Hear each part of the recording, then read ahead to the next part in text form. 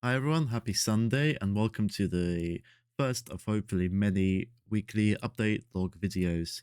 So Discord has a 50 megabyte upload limit and I was not impressed by that because the maximum that I can record is like 15 maybe 20 seconds of footage before it's too much for Discord, and I'm not paying for Discord Nitro anytime soon. So I'm recording something a bit more custom, kind of like a walk and talk through what I've been doing. These will be uploaded to YouTube, so it's also a good way of archiving my progress for myself. So without further ado, I'm actually in Unity today. So we're gonna actually look at the project in depth. This is what I see. So I'm on an old version of the project. This is I think 1 or 2 days after the last iteration that you saw last week. So on the left is the scene view. This just shows the whole game world. You can fly around, zoom in, things like that.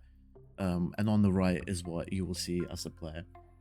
What I want to showcase is I've got this nice slope here, and if I were to go down it, it's very jagged. This is not at all what I want from this game. I want sliding down slopes to feel very fluent, very efficient. I just want it to work and look how it should look.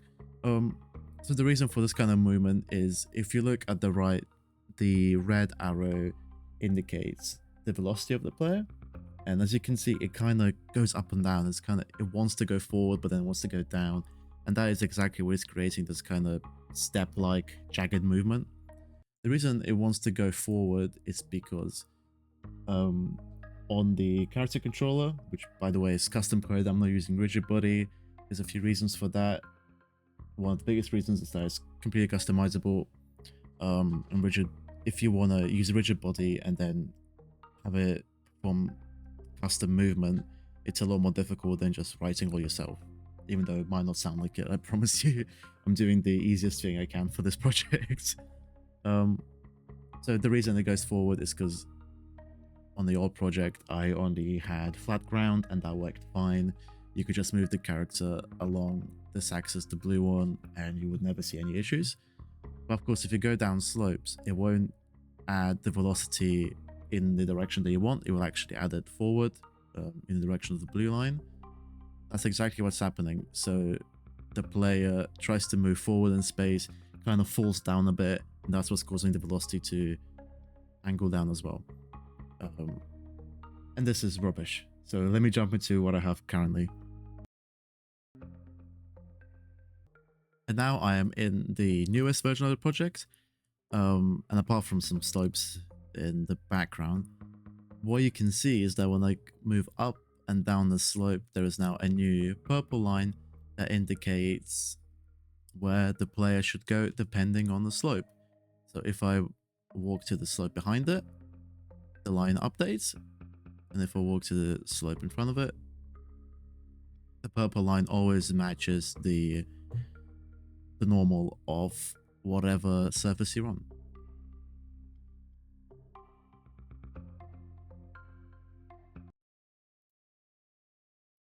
And this, of course, is all possible with the use of vector magic and just a bunch of boring maths that is not as intuitive as I hoped, but it all works.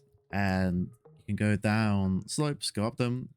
It's exactly as you would expect. If you hold control to slide down, you actually actively slide down the slopes. And this is a cool side effect that I did not intend, is if you walk up and down normally, you won't have enough velocity to slide down. But if you hold control, you go into sliding mode, you walk a tiny bit, not enough.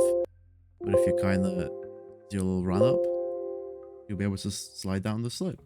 And this doesn't work for all slopes. It depends on the angle that you're going down. So actually, this one is steep enough for that to work. So ignore that. So what is cool is I created this new sliding playground area, and I just want to showcase some of the cool mechanics that have emerged from this. So first of all, if you project yourself up to a wall, it will carry that velocity onto it. So if I do it from an angle, you kind of keep sliding, and you slide down as well. If you don't hold control, you will slide down at a reduced velocity.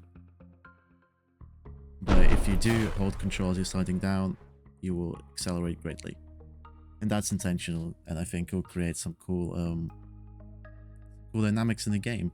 So, of course, let me go all the way to the top of this tower and show you what kind of dynamics this creates in the game.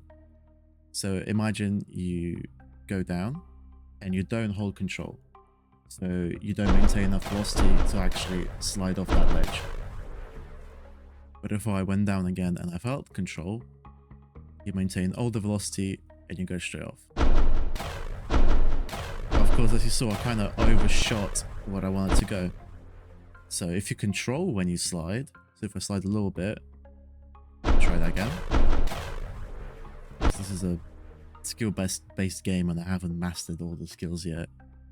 If you don't hold control for a while and then start at the very bottom, you will emerge with smaller velocity and you'll be able to control yourself slightly better.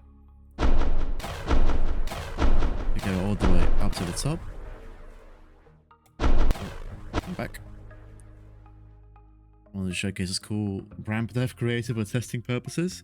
So if you just walk off, there is a very slight kind of, not scraping noise, but almost like a skating noise, which can help you indicate speed. There is also some speed lines. See, if I held control, I'll go fast enough.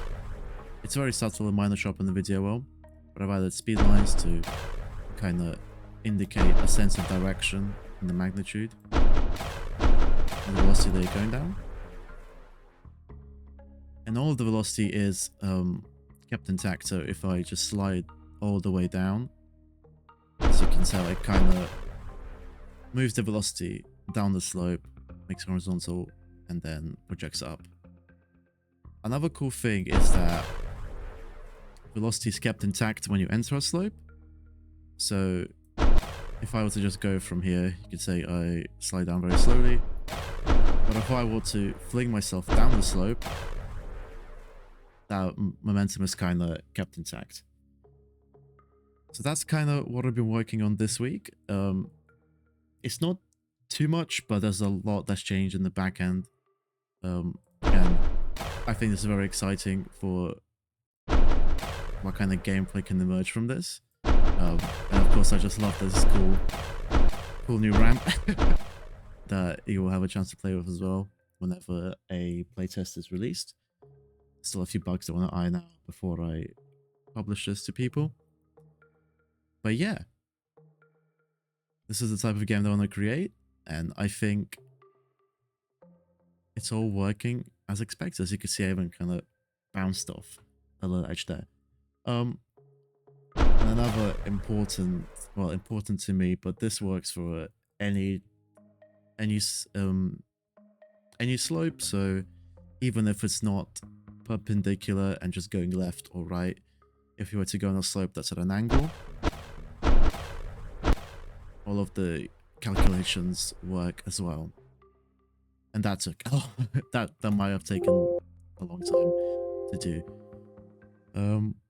But yeah, that is mostly me for this week. I hope you'll find this as exciting as I do.